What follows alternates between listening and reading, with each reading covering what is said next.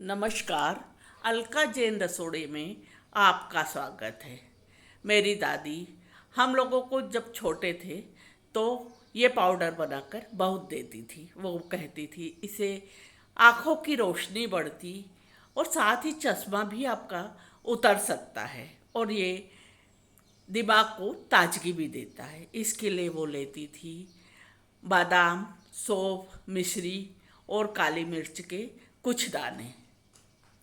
मैं उनसे पूछती थी, दादी आपने सौंफ और बादाम तो पूरी कटोरी भर ली लेकिन मिश्री कम ली। तो वो हमेशा कहती थी मिश्री वजन में भारी होती है, यदि हम नाप तोल से लेते हैं तो हम 200 ग्राम सब चीज़ ले सकते हैं, लेकिन यदि हम कटोरी से नापते हैं तो हमें मिश्री की मात्रा थोड़ी कम रखना पड़ती है। और वो सौंफ हमेशा मोटी लेती थी। मेरे पास मोटी सौंफ नहीं थी तो मैंने पतली सौंफ ले ली।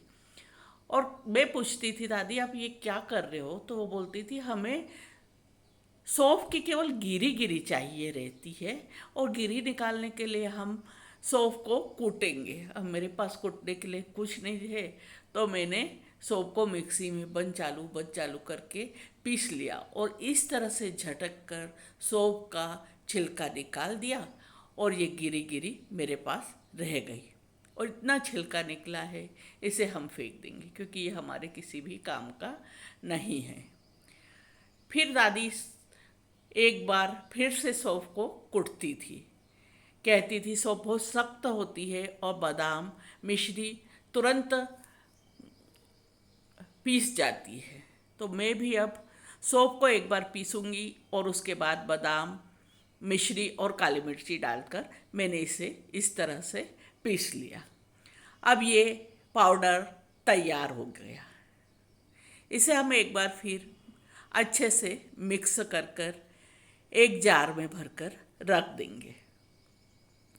जब हम लोग स्कूल जाते थे तो दूध पीने के पहले 2-2 चम्मच दादी ये पाउडर हमें खाने के लिए देती थी, उसके बाद दूध पीने को देती थी।